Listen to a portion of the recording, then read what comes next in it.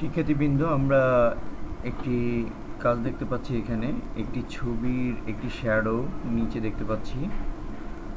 তো এটি মূলত আমরা কিভাবে করলাম। তো এখানে একটা জিনিস যদি আমরা লক্ষ্য করি, দেখুন এখানে যদি লেয়ার প্যালেটে যদি আমরা লক্ষ্য করি, তাহলে দেখুন এখানে প্রত্যেকটি কিন্তু আলাদা লেয়ার আছে। এখানে যে ব্যাকগ্রাউন্ড কালার সেটি ব্যাকগ্রাউন্ডের সাথে রয়েছে, এবং ছবি দুটো কিন্তু এখানে কিন্তু একটি ছবিকে আমরা শ্যাডো হিসেবে রেখেছি এবং আরেকটি সেভ ছবি যেটি উপরে আমরা দেখতে পাচ্ছি, এবং শ্যাডো হিসেবে কিন্তু আলাদা একটা লেয়ার, দুটো কিন্তু আলাদা আলাদা লেয়ারে আছে। তাছাড়া আমরা যদি এখানে লক্ষ্য করি, দেখুন এখানে কিন্তু দুটোকেই কিন্তু আমরা আলাদা আলাদা মুভ করতে পারছি। এটিও যদি আমরা মুভ করাতে চাই, এটিও কিন্তু আলাদা মুভ করতে চাচ্ছি। দেখুন লেয়ারগুলো সিলেক্ট করার সিস্টেম কি, দেখুন জাস্ট এই ছবিটির এই লেয়ারটির উপরে রাইট ক্লিক করে আমি লেয়ার 1 কপিতে ক্লিক করছি, আবার এটা সিলেক্ট হয়ে গেল।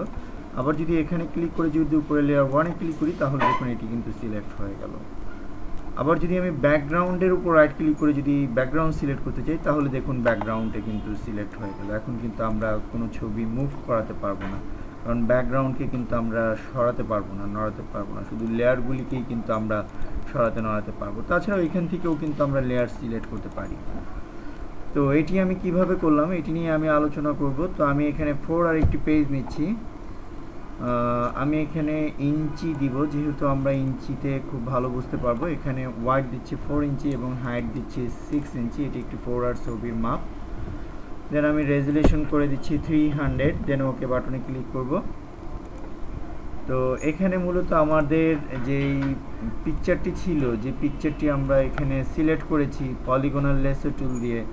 আমরা জানি যে একটি ছবিকে কেটে আরেকটি ব্যাকগ্রাউন্ডে নেওয়ার জন্য আমাদের এখানে যে টুল প্যালেটের ভিতরে যে পলিগনাল লেসো টুলটি রয়েছে গ্রুপ টুলের মাঝে, এই পলিগনাল লেসো টুলটিকে নিয়ে আমাদের এটি করতে হয়। তো আমি পূর্বেই করে রেখেছি কাজের সুবিধার্থে। তো আমি এখান থেকে অবশ্যই আপনারা এটির কাজ, আমি অন্য ভিডিওগুলিতে এটি সম্পর্কে এই টুলটি নিয়ে আলোচনা করা হয়েছে, সেই ভিডিওগুলি দেখে অবশ্যই আপনারা আয়ত্তে এনে রাখবেন। তো কন্ট্রোল সি দিয়ে আমি এটিকে কপি করছি। দেন আমি আমার যে 4 আর পেজটি নিয়েছি, এখানে আমি কন্ট্রোল ভি দিয়ে পেস্ট করে দিচ্ছি। দেখুন ছবিটি কিন্তু এখানে পেস্ট হয়ে গেল। তো শিক্ষার্থীবৃন্দ দেখুন ছবিটি কিন্তু অনেক বড় হয়ে গেছে। তো আমি এই ছবিটিকে মুভ টুলের মাধ্যমে এটিকে সিলেক্ট করে, দেখুন ছবিটি কিন্তু অনেক বড় আমাদের 4 আর ইমেজের চাইতে। তো এটিকে আমাদের ছোট করতে হবে। ছোট করার জন্য ট্রান্সফর্ম করতে হবে। তো কন্ট্রোল টি প্রেস করে আমরা ট্রান্সফর্ম করতে পারবো। দেখুন অলরেডি কিন্তু ট্রান্সফর্মের সিলেকশনটি চলে আসছে।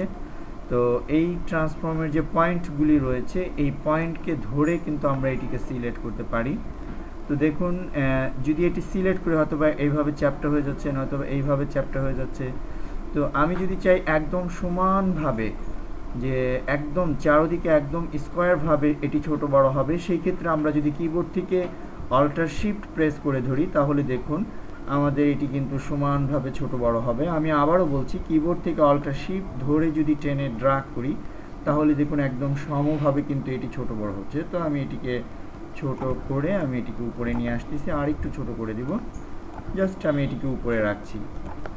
দেন আমি এন্টার প্রেস করে আমি এখান থেকে বের হয়ে আসছি, ট্রান্সফর্ম থেকে বের হয়ে আসছি। তো এখন যেটি করতে হবে, যে এটি থেকে একটা শ্যাডো আমরা দিব নিচের দিকে। তো এটিকে মূলত আমাদের বের করে আনতে হবে, এটি থেকে আরেকটি ছবি বের করতে হবে।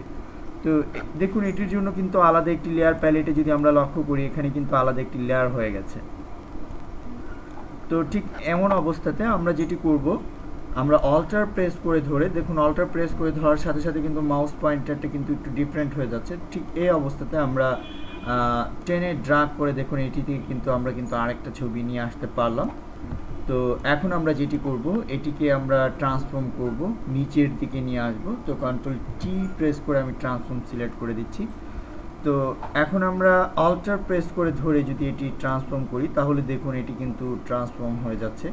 দেখুন অল্টার প্রেস করে ধরে যদি আমি ট্রান্সফর্ম করি, তাহলে দেখুন এটি কিন্তু ট্রান্সফর্ম হয়ে যাচ্ছে। তো আমি এটিকে ট্রান্সফর্ম করলাম। তো একদম ছবিটিকে উল্টিয়ে দিলাম।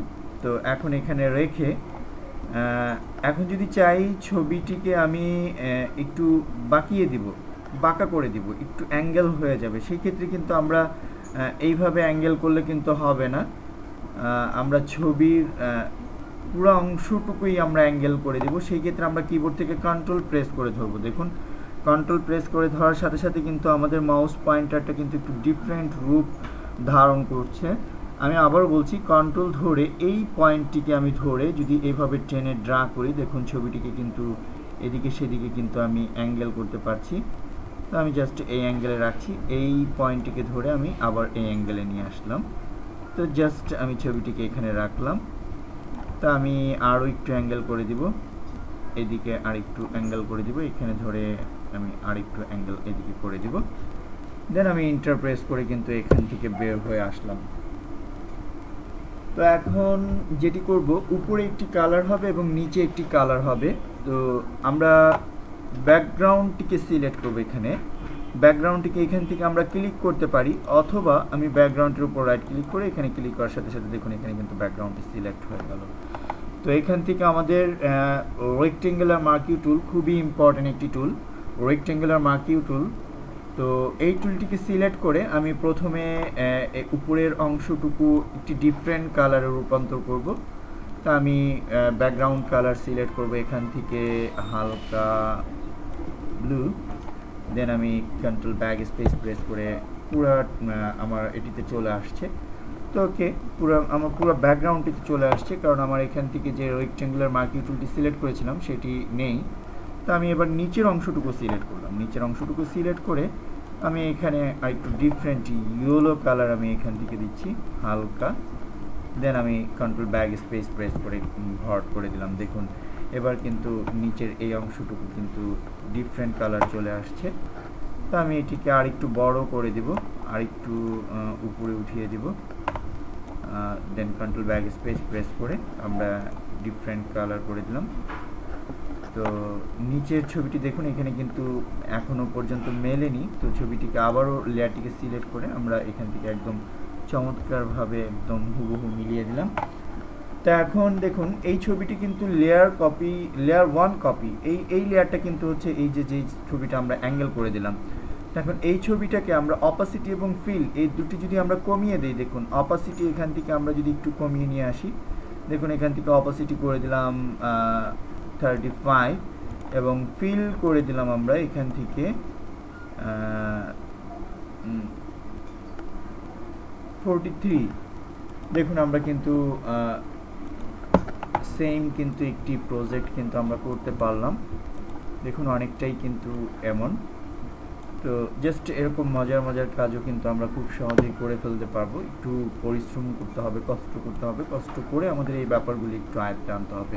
তাহলে আমরা অনেক মজার কাজ করে কিন্তু অনেক চোখ ধাঁধানো কাজ করে মানুষকে অবাক করে দিতে পারবো।